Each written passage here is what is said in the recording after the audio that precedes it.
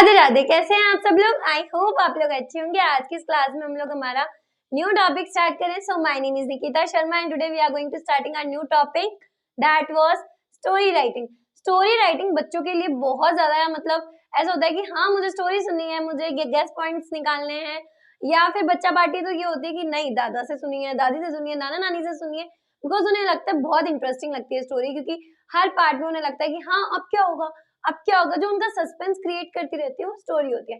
But अब क्या है, स्टोरी राइटिंग हमें हमारे एग्जाम्स में भी लिखना होता है और एग्जाम्स में भी हमें वही इंटरेस्ट दिखाना होता है जो इंटरेस्ट हम लोग कभी भी स्टोरी सुनने में लेते हैं। तो वो इंटरेस्ट कैसे दिखाएंगे? जब आपको पॉइंट्स पता होंगे कि स्टोरी राइटिंग कैसे लिखते हैं और एग्जाम्स में स्टोरी राइटिंग कैसे आती है। For about I am talking about the 5th class, उनके लिए तो स्टोरी राइटिंग आती ही आती है एज अ 5 नंबर की, 8 नंबर की। तो उसके अकॉर्डिंग देख लेते हैं कि उसमें स्टोरी राइटिंग कैसी होती है और हमें कौन से पॉइंट्स का ख्याल रखना चाहिए। सो स्टोरी राइटिंग की अगर मैं बात कर रही हूँ, स्टोरी राइटिंग में क्या होता है ना, फर्स्ट थिंग बच्चा पार्टी, कभी ये मत भूलो कि स्टोरी राइटिंग में जो है आप कोई भी स्टोरी लिख रहे हो ना, वो स्टोरी हम लोग हमारे पास में लिखते हैं। ठीक है, फर्स्ट थिंग हम हमारी जो स्टोरी क्रिएट करेंगे वो पास में क्रिएट करेंगे। क्यों पास में क्रिएट करेंगे? बिकॉज जो स्टोरी हो चुकी है, ठीक है, जो स्टोरी कंप्लीट हो चुकी है, या जो सडन मोमेंट था वो कंप्लीट हो चुका है, या जो प्रॉब्लम थी, कंक्लूजन्स थे, वो कंप्लीट हो चुके हैं। अब आप उस चीज को प्रिपेयर कर रहे हो, बता रहे हो बच्चों को या फिर किसी को भी, तो उस टाइम पर आप लोग उस प्रेजेंट की बात को जो लास्ट में हो चुकी है, प्रेजेंट में आपके साथ में तो हो चुकी है, बट अब आप क्या कर रहे हो, उसको किसी और को बता रहे हो, तो वो अब आपके लिए क्या हो चुकी है, पास्ट हो चुकी है, क्योंकि वो बात हो चुकी है ना। तो इसलिए हम लोग हमेशा पास्ट का ही यूज इसमें करेंगे। सेकेंड थिंग, हमें हमारी स्टोरी में टाइटल का ध्यान रखना है। कोई भी स्टोरी आप लिख रहे हैं उसे टाइटल देना ही है। ठीक है, स्टोरी कितनी भी अच्छी हो, कितनी भी बुरी हो, आपको स्टोरी में कुछ ही मतलब कैरेक्टर्स रखने चाहिए, उसका प्लॉट ऐसा रखना चाहिए कि दिखते ही वो लगनी चाहिए कि हाँ स्टोरी जो है वो यहाँ पर इंटरेस्टिंग लग रही है। सेकंड थिंग, जब आप स्टोरी की स्टार्टिंग कर रहे हो एंड देन एंडिंग कर रहे हो, तो उस टाइम पर ध्यान रखें कि जो स्टोरी है आप लोगों को ऐसे हवा में नहीं छोड़नी है उसको। ठीक है, उसे एटलीस्ट आपको ऐसे कंप्लीट करना चाहिए कि जो एग्जाम मतलब जो भी उसे देख रहा है या जो भी उसको इंटरेस्टिंगली पढ़ रहा है, उसके दिमाग में कोई ना कोई बात आए कि यार लास्ट में क्या हुआ होगा उसके साथ में, या लास्ट में क्या प्रॉब्लम उसके साथ में फेस हुई होगी। It's all about the story. Okay, उसके लिए वो सस्पेंस क्रिएट होना चाहिए। और स्टोरी को इतना ज्यादा एज यूजुअल, जैसे कैजुअल आप लोगों को अच्छी लगती है वैसे ही स्टोरी को बनाना है। एज टॉपिक आप जो भी उठा रहे हैं उसके अकॉर्डिंग आपको टॉपिक क्रिएट करना है, टाइटल क्रिएट करना है और उसके अकॉर्डिंग उस स्टोरी को इंटरेस्टिंग बनाना है। ठीक है, अब हम लोग एग्जाम्पल देख लेते हैं इसका कि और कैसे स्टोरीज आती है। एक इजी सी स्टोरी है, ठीक है, जिसमें complete the story a farmer and a hen with the help of suitable words given in bracket. मैंने यहाँ पर आपको हेल्प के लिए कोई भी ब्रैकेट्स नहीं दिए, बट एज यूजुअल क्वेश्चंस ऐसे ही आता है, लेकिन मैं आपको सिर्फ ये सिखाना चाहती हूँ कि बिना ब्रैकेट्स भी आप इन स्टोरीज को क्रिएट कर सकते हो। ठीक है, सिर्फ आपको थोड़ा सा रीड करके समझना है, देन उसके अकॉर्डिंग आप लोग पुट अप कर सकते हो। फर्स्ट थिंग, टाइटल इन्होंने क्या दिया है, फार्मर एंड hen। तो आप लोग ऐसे कैसे यहाँ पर लिख सकते हैं, a farmer and hen, and then उसको ऐसे करके, देन उसके बाद में आपको नीचे शुरू करना है that once there was a greedy. ठीक है, वंस देयर वाज अ, अभी तक आपको नहीं समझ में आ रहा है कि भाई सच में ये पास्ट में है? हाँ जी, ये स्टोरी पास्ट में है। क्यों पास्ट में?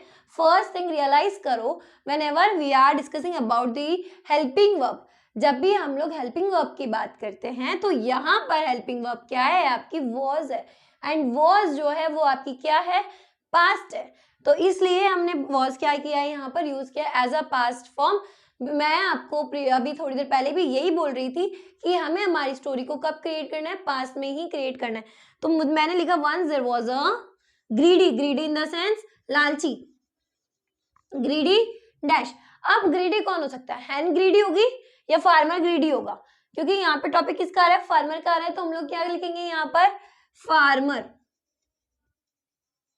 एंड देन ही हैड, ये भी परफेक्ट में चला गया तो ये क्या हो जाएगा, ही क्या है उसके पास में, देखो टाइटल क्या है आपका, हैन है ना, तो यहाँ पर भी क्या आ जाएगा, ही हैड अ हैन।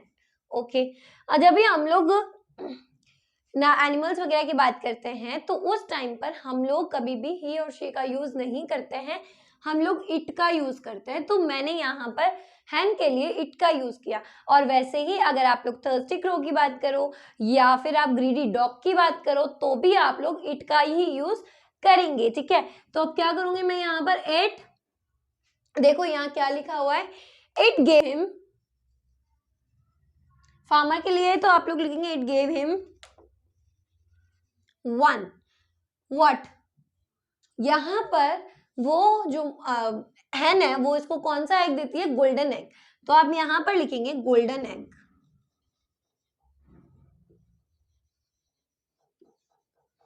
क्योंकि नॉर्मल देती तो फार्मर को लालचीपना आता ही नहीं, बट गोल्डन एग देख के उसे लगा ना कि हाँ शायद इसके पास बहुत सारा एग होगा पेट में, तो मैं इसको काट देता हूँ और सारे एग्स निकाल लेता हूँ, तो इसलिए ये ग्रीडी हुआ, ठीक है। देखो आगे क्या लिखा हुआ, द फार्मर वॉज, देखो the farmer was, the farmer was thought, मतलब वो सोचा, तभी तो उसने क्या सोचा है ना, thought, he thought to take out all the eggs, he thought to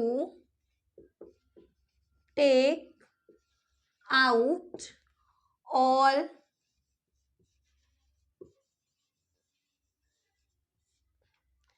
eggs। फिर उसके बाद में लिखना है आपको he cut her। अब भाई एग्स तो पेट में ही होते हैं, पेट को इंग्लिश में क्या बोलते हैं, स्टमक, तो वो कहां से क्या करेगा, किसको काटेगा, उसकी स्टमक को, ही कट हर स्टमक, स्टमक, ठीक है। देन देयर वाज, अब भाई ऐसा तो हो सकता नहीं है ना कि उसके पेट में कोई फैक्ट्री खुल रही है भाई, वहां पर जमा हो रहा है, वेयर हाउस है भाई, स्टोर हाउस है, वहां तो बहुत सारा एग रखा हुआ है, ऐसा तो होता नहीं है, ये तो सबको पता है वहां पे एग्स ऐसे नहीं होंगे। तो यहाँ पर अब आप क्या लिखेंगे, देयर वाज नो एग, ठीक है। देन अगेन फुल स्टॉप, अब क्या है, the farmer was very sad, क्यों, पहले तो उसको वन एग मिल रहा था ना डेली का, लेकिन अब क्या हुआ, अब तो उसको कुछ नहीं मिलना है, ठीक है, और उसने क्या कर दिया है, उस बेचारी हैन को भी मार दिया, तो वो क्या हो चुका है अब, sad, the farmer was very sad. तो बात समझ में आई, मैंने आपको यहाँ पे ब्रैकेट्स नहीं दिए, बट मैंने आपको एज अ एग्जाम्पल के तौर पे इस स्टोरी को समझा दिया। हम लोग एक और स्टोरी करते हैं तो आप लोग ज्यादा अंडरस्टूड हो पाएंगे। अब नेक्स्ट देखिए, नेक्स्ट है हमारा write to complete the story the fox and the crow with the help of suitable words given in brackets. इस बार मैंने आपके लिए ब्रैकेट्स भी रखे हैं ताकि आप लोगों को दोनों चीज से आप लोग अंडरस्टूड हो सके, ठीक है, for 5th class. Okay, open, beak, bread, mouth, hungry, plan, praise या फिर फॉली। और इसमें कौन सा, ये the fox and the crow वाली स्टोरी है, तो इसका टाइटल क्या है आपका, the fox and the crow.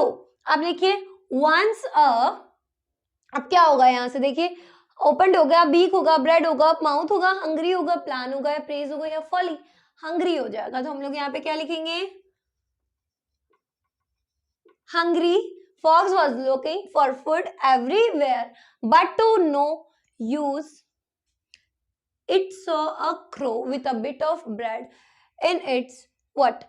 अब देखो क्या है, fox was looking for food everywhere, fox जो था अपने लिए भूखा था इसलिए खाना ढूंढ रहा था, बट उसे कहीं कुछ नहीं मिला। देन उसने देखा कि एक क्रो है, उसके बीक में, मतलब कि माउथ के अंदर क्या है, एक बिट ऑफ ब्रेड है, ठीक है, माउथ में क्या है, एक ब्रेड का टुकड़ा है। The fox wanted to get the bit of bread.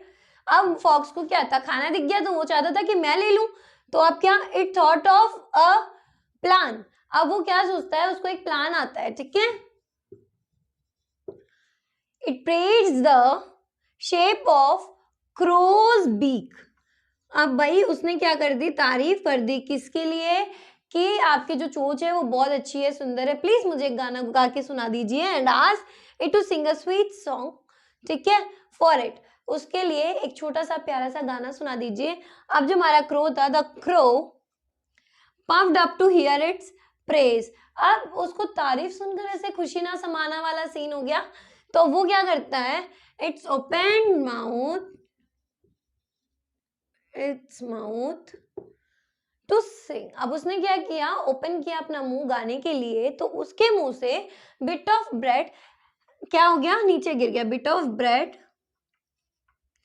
Fell down from its mouth, उसके मुंह से नीचे गिर गया। द फॉक्स टुक इट, अब फॉक्स ने क्या किया, उस ब्रेड को ले लिया एंड रैन अवे, और वो वहां से चला गया। और द क्रो रिपेंडेड ऑन इट्स फॉलीनेस, मतलब कि जो क्रो था उसको अपनी, मतलब जो तारीफ के पुल में वो जो ऐसे चढ़ चुका था ना, उसका रिपेंडेंट, उसको चुकाना पड़ा। इतना उसको इतना सोचना ही नहीं चाहिए था, बिकॉज ऑफ उसके पास खाना था, तो इसलिए फॉक्स ने इतना सब कुछ नाटक किया। वरना कवि की आवाज सुनने से, क्रो तो कितना गंदा गाना गाता है, उसकी तो आवाज भी सुरीली नहीं है, इस टाइप से उसके बारे में बोला जाता है। और यहाँ पर फॉक्स ने उसकी तारीफ करके उसका खाना ही ले लिया। स्टोरी समझ में आई है आपको, और उसके बाद में आपको समझ में आया कि आपको टाइटल्स को कैसे शो करना है, देन उसको कैसे प्रिपेयर करना है। यहाँ पूरी स्टोरी जो थी यहाँ पर आपकी पास्ट में थी। सेकंड थिंग, हम लोग जब भी स्टोरीज क्रिएट करते हैं और चीज़ों में, लाइक ह्यूमन बींग्स के बारे में मैं बोल रही हूँ, तो उस टाइम पर अगर ही और शी है